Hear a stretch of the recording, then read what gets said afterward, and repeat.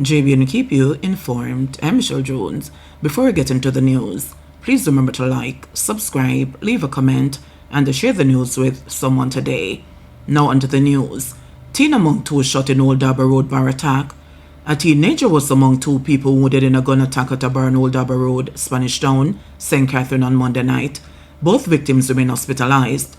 According to police reports, around 9:08 p.m., armed men opened fire on patrons before fleeing the scene. The injured were taken to the Spanish Town Hospital, where they were admitted. Investigators from the Spanish Town Criminal Investigation Branch are probing the incident, while the search continues for the attackers. Jamaica sees another week of double-digit murders. Overall homicides still down. Jamaica recorded 10 murders between August 31 and September 6, marking another week of double-digit killings, according to the Jamaica Constabulary Force's latest crime statistics released on Sunday. Among the victims was 28-year-old Gino Walsh of Trinity, Porus, Manchester, who was shot dead on Election Day, September 3. The previous week, August 24 to 30, saw 23 murders. As of September 6, the national murder tally stands at 469, a 42% decline compared to the 809 murders recorded over the same period last year, reflecting 340 fewer homicides. Before the spike in late August, Jamaica had reported several consecutive weeks of single-digit murders.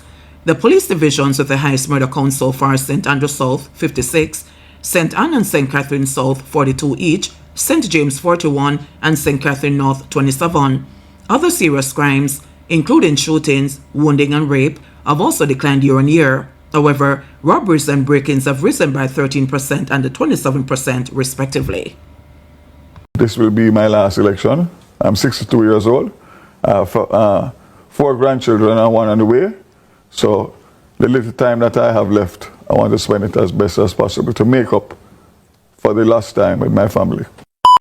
Darrell Vaz weighs in on JLP's defeat in Portland Eastern. Member of Parliament-elect for Portland Western Darrell Vaz has attributed his wife's loss in the Portland Eastern constituency to a reserve showing from Jamaica Labour Party JLP supporters. Anne-Marie Vaz, the incumbent and a first-time MP, was one of the surprise losers in the September 3 general election.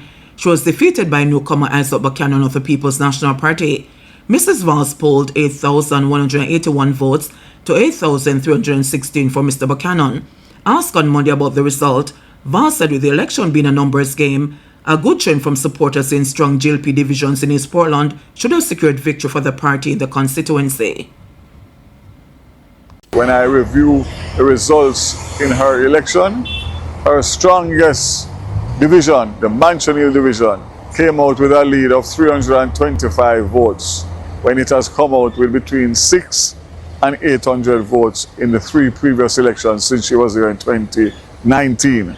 Port Antonio and Prospect divisions are very strong PNP, and if you don't come out of Fair Hill and Mansion Hill with a lead of 1,500 votes, you are not going to make it. And the bottom line is that the numbers don't lie. I don't want to ascribe blame in relation to why those numbers never came out. The bottom line is that politics is about numbers. And the fact is that our numbers didn't come out. And if they had come out, she would have been victorious. We lost the seat.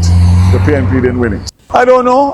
Truth be told, obviously it will take some time for her to I mean, she's disappointed, as would anybody who would be, based on the amount of work that she did. But what I would like to say publicly is that I really am grateful and thankful for the outpouring of love and support for her. I don't think that there has ever been a politician in Jamaica that has lost an election where it has overshadowed the victory of the party. She is loved because she loves unconditionally, and she works hard, and she works with her heart, her soul, and her passion. And basically all she wants to do is to make sure and try and help and build East Portland and Jamaica, and without a question or a shadow of a doubt, she did exactly that. PNP to decide on magisterial recounts. The opposition People's National Party PNP will decide today whether to seek magisterial recounts in Trelawny Northern and St. Catherine East Central, citing rejected ballots that outnumber the margins of victory in both seats.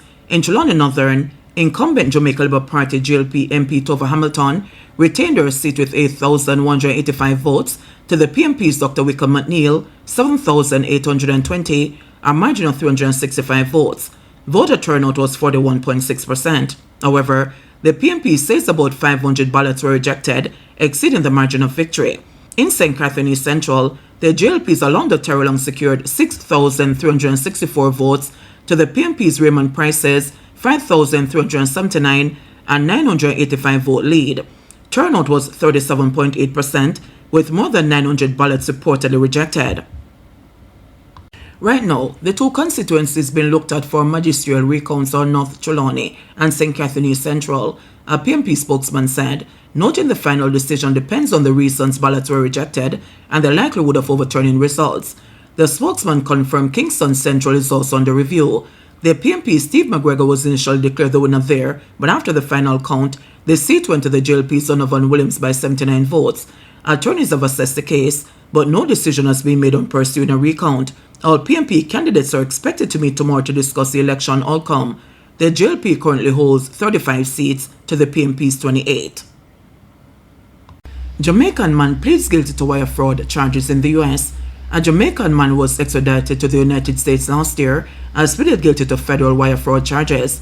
Dwayne Anderson, 35, of a Hanover address, entered the guilty plea in the U.S. District Court for the District of South Dakota on Friday in connection to a long-running scheme to defraud a California woman. Anderson was arrested on July 11, 2024 by Jamaican authorities based on a U.S. indictment. As part of his plea agreement, Anderson admitted that from as early as 2010 until September 2017, he participated in a scheme to defraud an American woman. Using fake names, Anderson contacted the victim by telephone, text, message, and email, and falsely informed her that she had won millions of dollars in a sweepstake. He persuaded the victim to send money to pay various purported fees and taxes associated with the sweepstakes. Anderson instructed her on how and to whom to send these payments. The victim paid the purported fees, losing more than $181,000 but never received any of the purported winnings. Cattle farmer concerned animals being stolen despite ear tags. A Manchester cattle farmer is raising concern that thieves are finding ways around the National Animal Identification and Traceability System by slaughtering animals at the theft site. Jeff Lawman said that 4 of his cows were butchered early Saturday morning and the meat stolen. He said 5 of the animals were chopped by the thieves but managed to escape. They removed the tag from the ear to trouble with the meat, that when the police officer saw them with it now, they can try to tell the police officer with that these cows belong to them and them slaughter it and they have the tag, but they do not have the passport for this animal because I have it.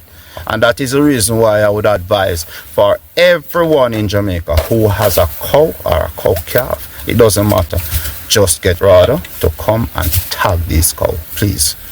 They remove the belly and the head and all of that and put it on the side of the road. I would advise these local supermarkets in the parish of Manchester and the other rest of 13 parishes not to buy no meat from butchers, because it is not a regular man that deal with these cows. It is a butcher, and it is well done professionally. Acting Assistant Commissioner of Police Oral Pascal, who heads the Agricultural Protection Branch, said the police are aware that animals are being butchered at the theft site and have stepped up enforcement, including vehicle spot checks, in response. If you slaughter the animal without a butcher's license, it is against the Public Health Act, butcher's regulation. So that's an offense. And of course, if the meat is for public consumption, the same regulations, there's an inspection regulations and under the same act, Public Health Act, for the meat to be stamped and certified fit for human consumption. We are on the road and we are policing the road. So if we see the carcass and persons will stop a vehicle and reasonable suspicion will stop a vehicle and it contains the carcass, if it's not stamped, we know instantly that's an offense under the meat inspection regulation. JBNN will keep you informed. Please remember to subscribe, like, share, leave us a comment, and click the notification bell to receive our daily news items.